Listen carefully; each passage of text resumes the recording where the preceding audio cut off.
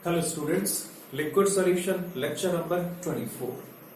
चलिए, पिछले क्लास में हमने क्वेश्चन नंबर 42 पे अपना डिस्कशन कंप्लीट किया था। अब बारी है क्वेश्चन नंबर 43 की। बहुत बेहतरीन क्वेश्चन है।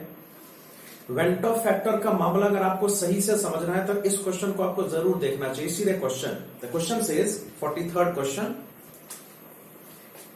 द क्वेश्चन सेज, ध्यान से, an industrial wastewater is found to contain 8.2% sodium phosphate and 12% magnesium sulfate by weight in solution. If percentage ionization of sodium phosphate and magnesium sulfate are 50 and 60 respectively, then its normal boiling point is Kb आपको दिया है 0.5। ध्यान से देखना, यहां पे दो solute है ना। एक सॉल्यूट आपका सोडियम फॉस्फेट है, दूसरा सॉल्यूट आपका मैग्नीशियम सल्फेट है। We are given two solutes. ध्यान से देखिए, we are given two solutes. कहने का मतलब ऐसा है कि जब यहां पे दो सॉल्यूट इलेक्ट्रोलाइट के फॉर्म में होगा तो हमारे पास यहां पे दो वेंट ऑफ फैक्टर होंगे। और ऑब्वियस सी बात है, इतना डिस्कशन हमने पहले से कर रखा है कि वेंट ऑफ फैक्टर, ध्यान से, वेंट ऑफ फैक्टर को हमेशा सॉल्यूट के मोल से मल्टीप्लाई करते हैं, तब जाके आपको सॉल्यूट का फाइनल मोल्स कैलकुलेट करने को मिलता है, तब जाके सॉल्यूट को फाइनल मोल्स कैलकुलेट करना पॉसिबल हो पाता है।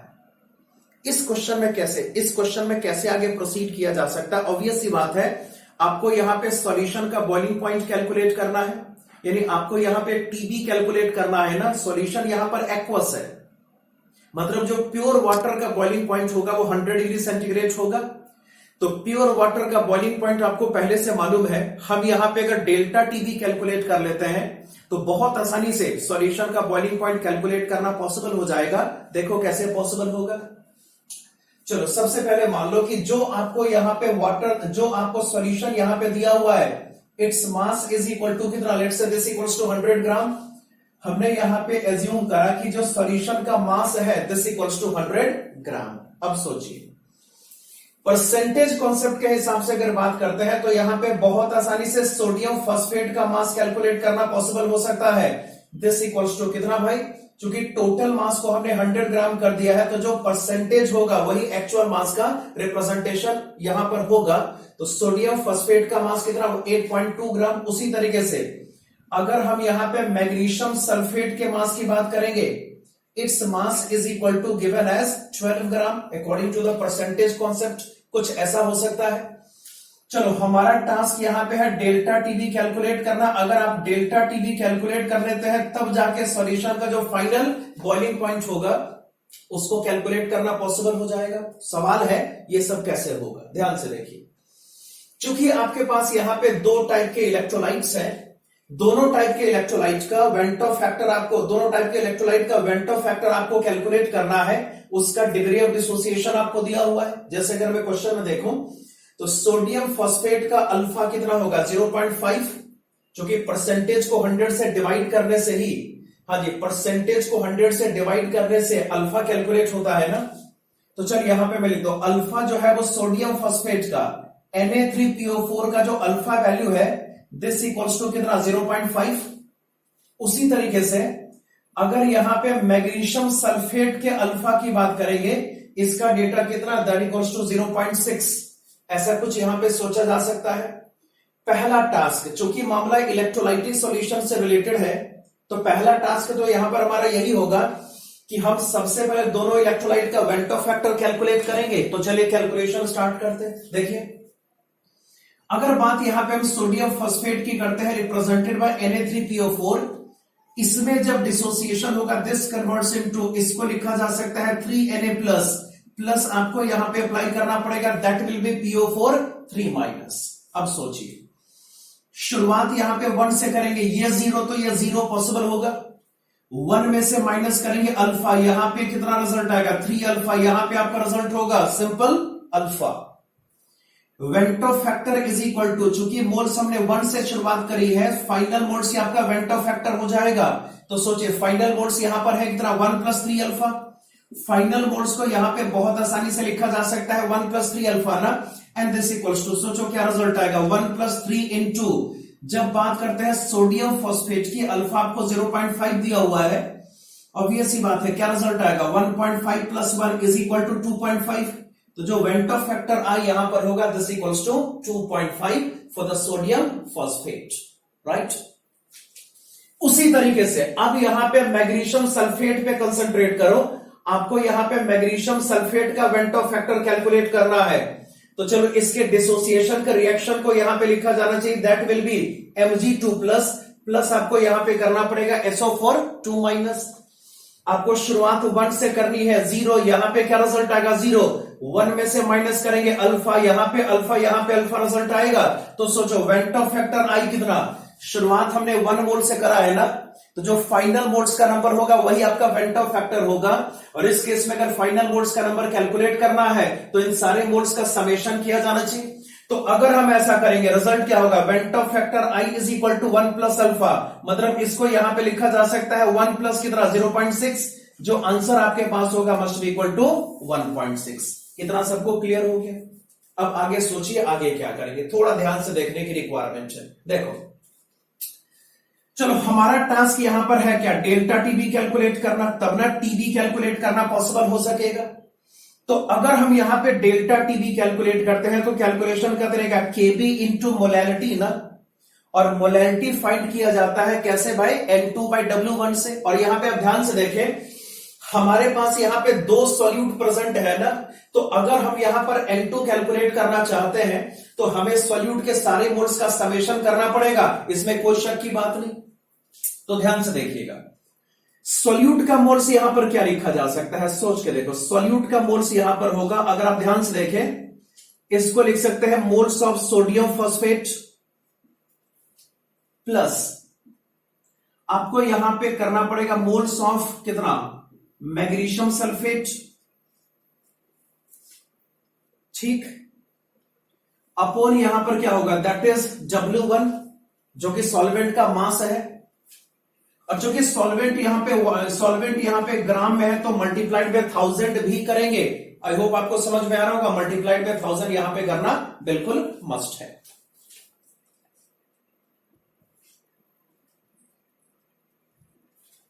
उसके बाद चलिए अब सवाल है कि इतना करना काफी है कि कुछ और भी करना पड़ेगा। सोच के देखिए हमें कुछ और भी तो करना चाहिए ना।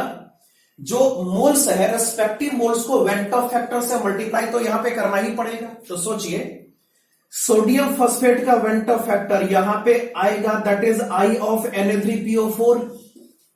मैग्नीशियम सल्फेट का वेंटो फैक्टर यहां पर होगा दैट इज आई ऑफ कितना MgSO4। इसमें कोई शक की बात नहीं, ऐसा हो सकता है।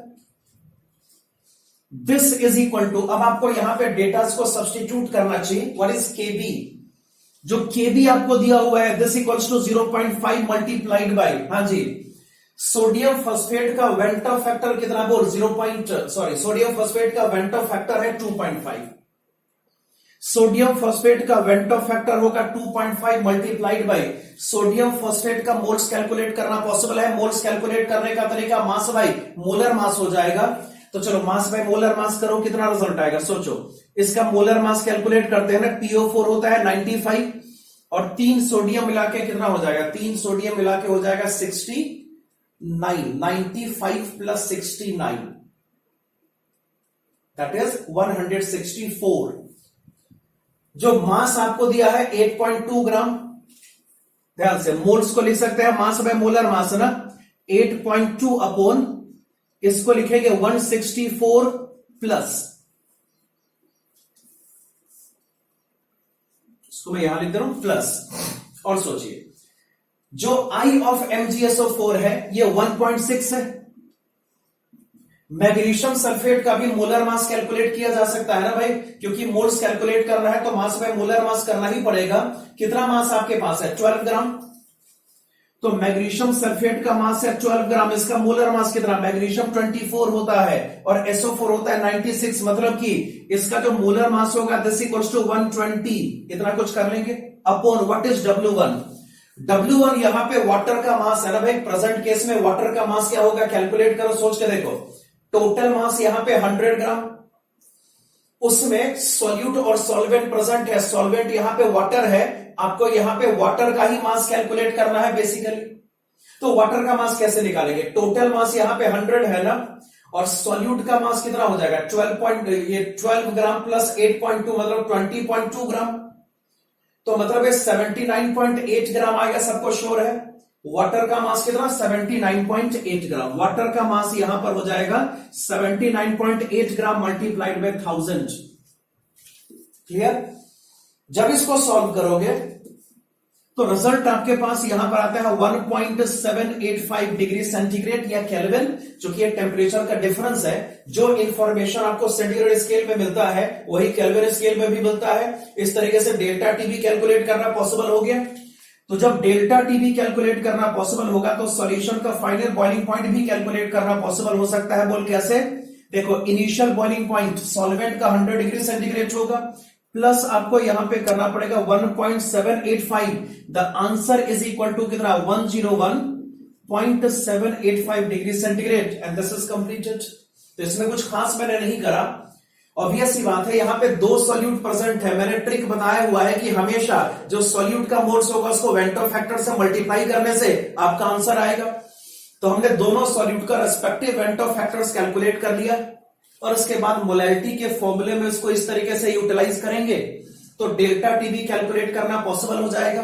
और जब डेल्टा टी भी कैलकुलेट करना पॉसिबल हो गया, उसको 100 में ऐड करेंगे तो सॉल्यूशन का नेट बॉइलिंग पॉइंट कैलकुलेट करना पॉसिबल हो जाएगा। ये इस क्वेश्चन का फाइनल सॉल्यूशन हो गया। आप इसको नोट करिए, उसके बाद अगले क्वेश्चन की शुरुआत करते हैं। Note it.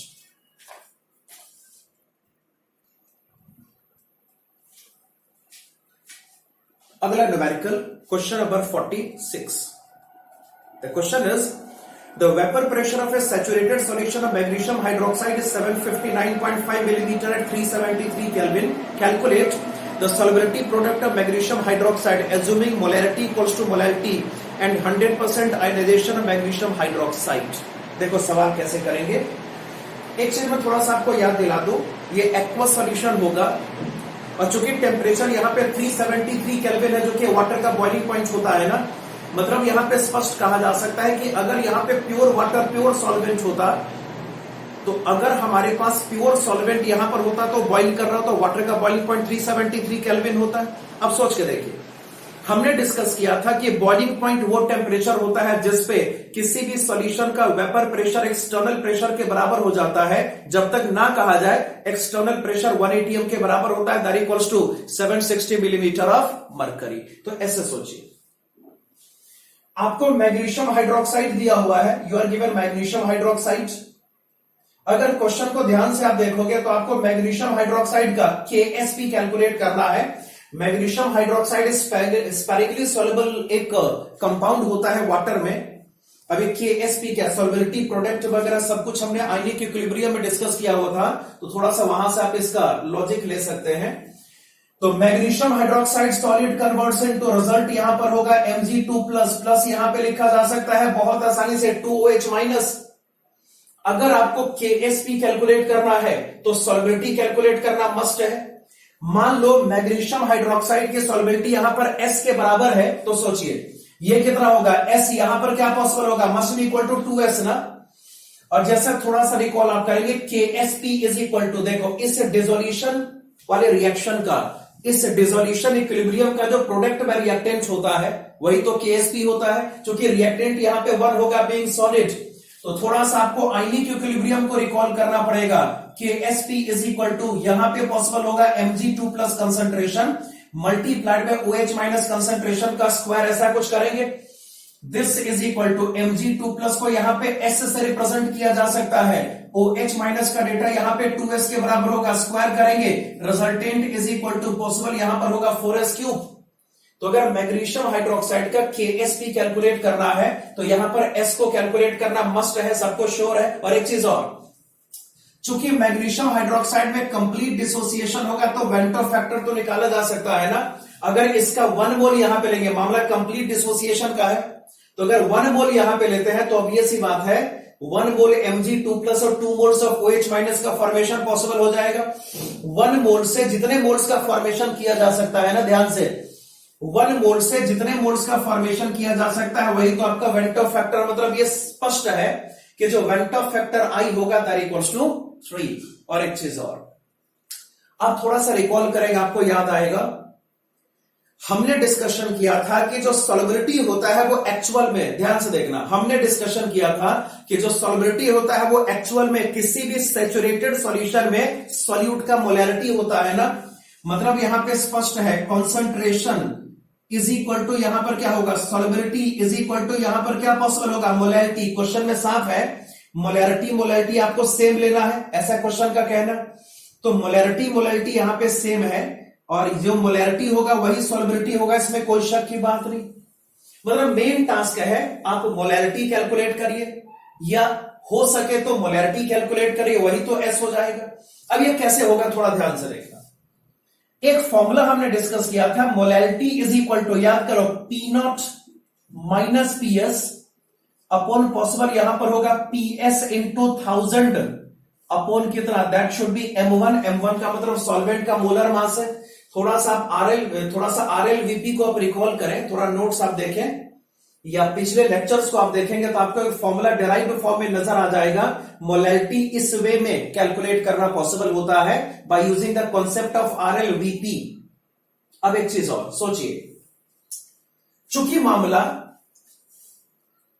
एक इलेक्ट्रोलाइट का है जिसका वेंटो फैक्टर क्या है 3, मोलैरिटी कितना होगा N2 by W1 multiplied by 1000, उस N2 को मल्टीप्लाई करेंगे वेंटो फैक्टर से। मतलब यहां पे स्पष्ट कहा जा सकता है कि वेंट ऑफ करेक्शन के हिसाब से आपको मोलैरिटी को I से मल्टीप्लाई करना चाहिए ना। ध्यान से सोचो, मोलैरिटी मतलब N2 upon W1 multiplied by 1000 होता है, सबको श्योर है। और N2 को जब I से मल्टीप्लाई करोगे तो करना पड़ेगा वेंट ऑफ करेक्शन के हिसाब से, तो मतलब I इंटू एम आपको यहां पे फॉलो करना पड़ेगा। इसमें कोई दिक्कत की बात नहीं होनी चाहिए, ऐसा स्पष्ट होगा, ऐसा बिल्कुल होगा। अब ध्यान से सोचिए, जैसे मैंने बात करी है कि जो अगर मैं मोलैरिटी कैलकुलेशन यहां पे करता हूं तो I को RHS पे शिफ्ट करना पड़ेगा ना, ऑब्वियस सी बात है, मैथमेटिकली ऐसा करना पड़ेगा। तो मोलैरिटी हो जाएगा P not minus P S upon, इसको लिखा जा सकता है PS मल्टीप्लाइड बाय 1000 अपॉन आपको करना पड़ेगा M1 multiplied by Vento factor I। बात को समझो थोड़ा सा, मोलैरिटी में N2 प्रेजेंट होगा, N2 को मल्टीप्लाई करेंगे I से due to van't Hoff correction, तो LHS must be I into molarity ना। अब इसको सॉल्व करो, दिस इज इक्वल टू, सोचो सॉल्यूशन का जो फाइनल वेपर प्रेशर है वो 759.5 मिलीमीटर मरकरी है। जब हम प्योर सॉल्वेंट की बात करेंगे, मामला यहां पे बॉइलिंग पॉइंट का है, चलो सब कुछ यहां पे मैं लिख दे रहा हूं। ये जो पी नॉट होगा वो कितना हो जाएगा, पी नॉट यहां पर हो जाएगा 760 मिलीमीटर मरकरी। इसका रीजन स्पष्ट है, क्योंकि ये हमारे पास टेम्परेचर 373 केल्विन है जो कि वाटर का बॉइलिंग पॉइंट है ना। तो P naught is equal to 760 millimetre mercury, PS आपके पास यहां पर होगा 759.5 मिलीमीटर मरकरी। ये सब इंफॉर्मेशन पहले से अंडरस्टूड है, सबको यहां पे सब्स्टिट्यूट करेंगे तो एम को कैलकुलेट करना पॉसिबल हो जाएगा। तो पी नॉट यहां पर कितना 760 माइनस पीएस को यहां पे स्पष्ट लिखा जा सकता है 759.5 अपॉन, डिनोमिनेटर की बात करेंगे 759.5 मल्टीप्लाइड बाय 1000 अपॉन, जो सॉल्वेंट यहां पर है वो वाटर है जिसका मोलर मास 18 होता है, मल्टीप्लाइड बाय आपको यहां पे 3 करना पड़ेगा। जब इसको सॉल्व करते हैं रिजल्टेंट इज इक्वल टू 10 की power minus 2 approximately. This is equal to solubility ना, जो कि मोलैरिटी सॉल्युबिलिटी यहां पे सेम आपको कंसीडर करके प्रोसीड करना है। तो m इज इक्वल टू यहां पर s हो गया। अब सोचिए, अगर आपको यहां पे KSP कैलकुलेट करना है तो कैलकुलेशन का तरीका 4s क्यूब ना, मतलब यहां पे लिखा जा सकता है 4 इंटू 10 की पावर माइनस 3 का cube, resultant will be equal to 4 into 10 की पावर माइनस 6, और ये क्वेश्चन हमारा सॉल्व हो गया। तो यहां पे एक ही इंपॉर्टेंट बात है, वो थोड़ी सी समझ लीजिए। पहली बात, ये इंपॉर्टेंट उतना ज्यादा नहीं है, क्वेश्चन में तो इंपॉर्टेंट है मगर इसका डिस्कशन हम पहले से कर चुके हैं, दैट्स व्हाई आई होप आपको ये थोड़ा बहुत याद होगा। तो S से KSP कैलकुलेट करना पॉसिबल हो गया, क्योंकि डिसोसिएशन पूरा का पूरा यहां पे बोला गया है, 100% डिसोसिएशन की बात यहां पे करी गई है। तो मैग्नीशियम हाइड्रोक्साइड के 1 मोल से आयन के 3 मोल्स का फॉर्मेशन पॉसिबल हो जाएगा, I is equal to 3। Concentration और मोलैरिटी, कॉन्सेंट्रेशन और सॉल्युबिलिटी सेम होता है और दैट इक्वल्स टू मोलैरिटी। उसके बाद यहां पे I से मल्टीप्लाई करना जरूरी होगा according to van't Hoff correction. P naught यहां पे 760 हो जाएगा, क्योंकि टेम्परेचर 373 केल्विन है जो कि वाटर का बॉइलिंग पॉइंट होता है, और बॉइलिंग पॉइंट पे vapour pressure equals to external pressure. तो ये पी नॉट है, ये कितना है PS, देखना सबको, उसके बाद यहां पे बड़ी आसानी से m यानी कि s कैलकुलेट करना पॉसिबल हो सकता है। s कैलकुलेट करते ही KSP को भी कैलकुलेट करना पॉसिबल हो सकता है। ये इस क्वेश्चन का सॉल्यूशन हो गया at the end of lecture number 24।